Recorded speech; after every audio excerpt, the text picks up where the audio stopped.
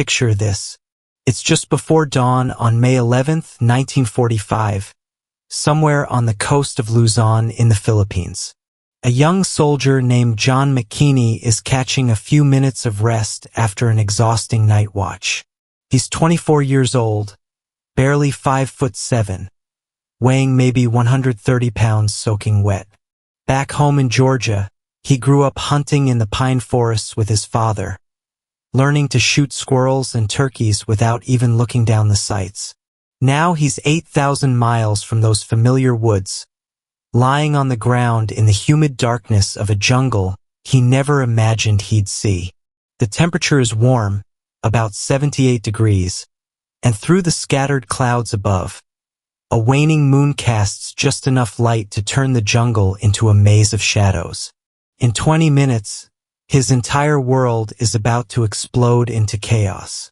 At precisely 5:47 in the morning, McKini wakes up in the worst way possible. A Japanese sword slams into his skull. The blade carves a shallow groove across his scalp, but somehow, miraculously, it doesn't finish the job. Before he can even process what's happening, his hands are already moving.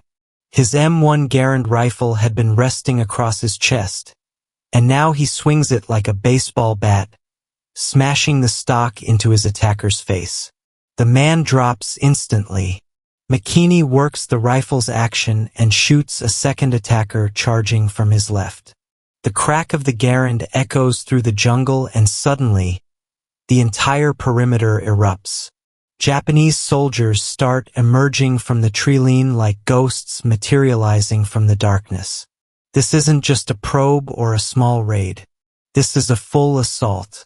100 enemy soldiers are hitting Company A's position, and they've picked this exact moment, this exact spot, for a very specific reason. McKini and 2 other soldiers had been manning a light machine gun through the night, their most powerful defensive weapon. They'd just finished their rotation 20 minutes earlier. One of his companions gets wounded in those first frantic seconds. The third man grabs him and drags him back towards safety, which leaves McKini completely alone. And that's when 10 Japanese soldiers rush the machine gun position. They've clearly rehearsed this. 3 provide covering fire while 7 others sprint the final 15 yards. They reach the gun before McKini can stop them and immediately start turning it around, trying to rotate it 180 degrees so they can fire it straight into the American lines. If they succeed, the entire defensive perimeter collapses. McKini doesn't hesitate. He jumps into the gun emplacement, a space maybe 6 feet wide and 4 feet deep, reinforced with sandbags and palm logs. 10 enemy soldiers are clustered around that machine gun. McKini is 3 feet away from the nearest one when he fires. Then he fires again, and again. The M1 Garand is semi-automatic, which means he can shoot as fast as he can pull the trigger. 7 shots in less than 8 seconds. 7 men fall. The remaining 3 soldiers turn toward him, and there's no time left to shoot. The rifle becomes a club again. He swings the heavy wooden stock into the nearest man's head, reverses the swing and catches the second soldier in the throat. The third lunges at him with a bayonet, and McKini parries with the rifle barrel before driving the butt into the man's chest. All 3 go down. 10 enemy soldiers dead in less than 2 minutes. The machine gun is destroyed now, its feed mechanism damaged in the struggle. But that almost doesn't matter because the main assault is just beginning. McKini climbs out of the emplacement and takes cover behind a massive fallen tree about 20 yards back. He can hear more Japanese soldiers moving through the jungle, breaking branches, shouting orders in a language he doesn't understand.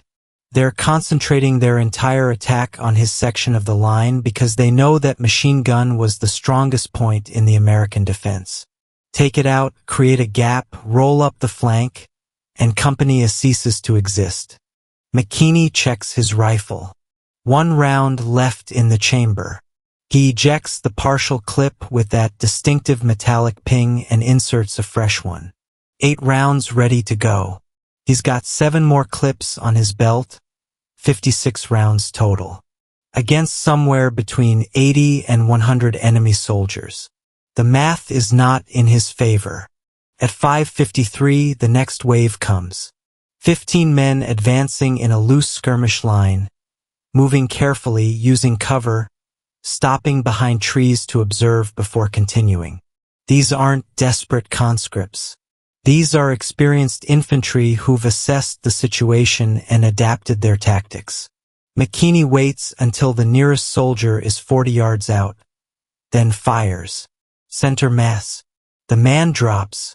He shifts to a second target 35 yards away. Another hit. The rest go to ground immediately, and now they know exactly where he is because they've seen his muzzle flash. Japanese grenades start landing around his position, for explosions in rapid succession, kicking up dirt and wood splinters. None close enough to wound him, but they force him to keep his head down, and while he's suppressed, they advance. McKini rises up, fires 3 quick shots. 2 hits, 1 miss, drops back down as return fire snaps overhead, bullets thudding into the dense wood that's keeping him alive. He knows he can't stay in one position. Staying still invites mortar fire. So he crawls north along the fallen tree, moves through a shallow depression in the ground, reaches a cluster of rocks where the company had stacked ammunition crates. He grabs 2 bandoliers of 30-06 ammunition, slings them over his shoulders. 120 more rounds. He's now carrying an extra 8 pounds, but he's going to need every single bullet. At 5:58, the Japanese knee mortars start firing. The first shell lands 30 yards away. The second lands 25 yards out. They're walking their fire toward him, adjusting with each shot. McKini sprints 20 yards east and dives behind a palm tree, just as the third mortar shell hits exactly where he'd been positioned 3 seconds earlier. More soldiers advancing. He spots 8 men at the treeline 60 yards out, spread in proper intervals, following textbook infantry doctrine. McKini aims at the lead soldier, controls his breathing, compensates for trajectory the way his father taught him in those Georgia forests, and fires. The soldier falls. He works methodically through the assault line. Shot, shift, aim, shot, shift, aim. 5 of the 8 go down before they reach cover. The remaining 3 withdraw. And then the pattern repeats. Again and again and again. Small groups advance. McKini engages them at range. Some withdraw, others press forward.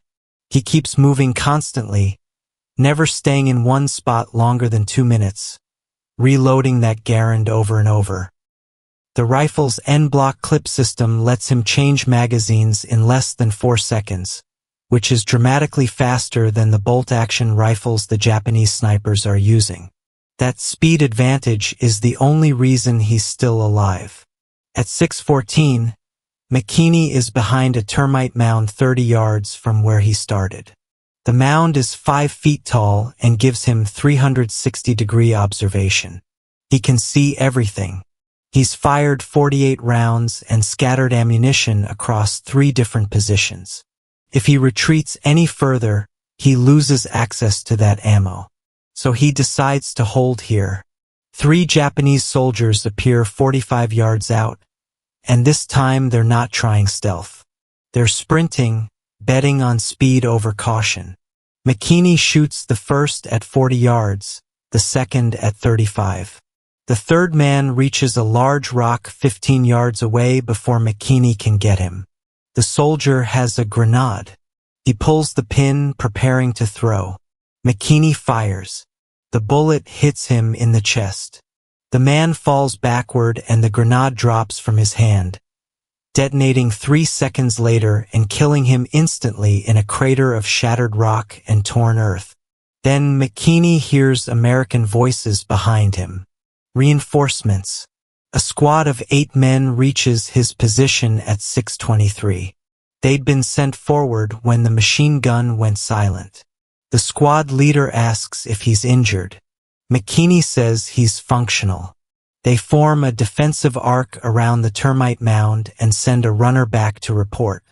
At 6:31, after 44 minutes of continuous combat, the Japanese assault breaks. They've taken catastrophic casualties. The survivors withdraw into the jungle toward the Sierra Madre Mountains. The American squad pursues for 100 yards, then returns to secure the perimeter.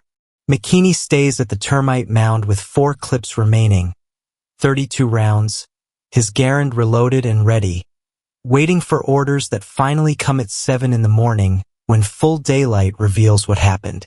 Patrol counts the bodies. 38 dead Japanese soldiers around the destroyed machine gun emplacement. 2 more beside a knee mortar. 40 confirmed kills. Evidence suggests wounded were carried away, so the actual number is probably higher, but only confirmed bodies make it into the official record. Company A lost 3 men killed and 7 wounded. If McKini's section of the perimeter had collapsed, the entire company defense would have been compromised. The battalion commander estimates that McKini's actions directly saved between 50 and 70 American lives and prevented a breakthrough that would have endangered the remaining 190 men in adjacent positions. John McKini was promoted to sergeant and recommended for the Medal of Honor. The citation described his extraordinary fighting ability during that 36-minute engagement from 5:47 to 6:23. 40 enemy soldiers killed through rifle fire at ranges from point-blank to 60 yards plus hand-to-hand combat using his rifle as a club. On January 23, 1946, President Harry Truman presented the Medal of Honor to Sergeant McKini at the White House. McKini was 25 years old. The ceremony was brief. Truman asked what he planned to do after the Army. McKini said he intended to return to Screven County and resume hunting and fishing. Truman told him America needed men like him. McKini thanked the president and went home to Georgia 3 weeks later. He never married. He spent the next 51 years in Screven County, living much as he had before the war, hunting deer and turkey in the same forests where his father taught him to shoot, fishing the Savannah River, avoiding public appearances, declining invitations to reunions and ceremonies. When reporters occasionally found him and asked about May 11, 1945, McKini would say only that he did what was necessary and that he wanted to forget. In 1995, veterans organized a 50th anniversary reunion. They had trouble finding him because he had no telephone and didn't respond to letters. Eventually, a veteran drove to Screven County and located him through local hunters. McKini attended. He met the men he'd served with 50 years earlier. They asked about the fight. He said he didn't remember all the details. He remembered the saber striking his head. He remembered the machine gun being captured. He remembered shooting and reloading and moving. The rest was fragmented. The veterans told him he'd saved their lives. McKini said he was glad they survived. Georgia designated State Route 21 through Screven County as the John R. McKini Medal of Honor Highway that same year. McKini attended the dedication, spoke for 3 minutes, thanked the state, and said he hoped young people would remember that courage wasn't the absence of fear, but the ability to act despite it. He said the men who died at Dingalan Bay deserved to be remembered more than those who survived. John R. McKini died on April 5, 1997 in Screven County, Georgia. He was 76 years old. He was buried with full military honors at Hillcrest Memorial Park. Veterans from the 33rd Infantry Division attended. The chaplain read from the Medal of Honor citation. The honor guard fired 3 volleys. A bugler played taps. And McKini's M1 Garand rifle, the one that fired those critical rounds on May 11, 1945, the rifle that clubbed 3 men to death when ammunition and time ran out, The rifle that a Georgia hunter used to save 190 men he barely knew in a jungle 8,000 miles from home. That rifle was placed on his casket before it was lowered into the ground. His actions became a case study at Fort Benning's infantry school, demonstrating the value of rapid semi-automatic fire, position changes under fire, and aggressive individual action when defensive positions are compromised. The lesson taught to generations of infantry officers was simple. When the situation is desperate and help isn't coming, a single soldier with a rifle and the will to use it can hold a position against forces 10 times his number. Not through superhuman ability but through fundamental skills, the kind learned in childhood forests, shooting squirrels that moved too fast for careful aim, shooting turkeys that appeared and vanished in seconds, learning to trust instinct over deliberation, learning to reload faster than thought, learning that survival required hitting the target before the target hit you. McKini brought those skills from Georgia pine forests to Luzon jungles, and the principles remained the same. Movement drew attention, stillness provided advantage, speed beat precision at close range, rapid fire suppressed enemy action long enough to create opportunity, position changes prevented targeting, aggression disrupted planning. On May 11, 1945, those principles saved 190 American lives. The assault was repelled. Company held its position. The regiment maintained its perimeter. The division continued operations. The campaign proceeded as planned.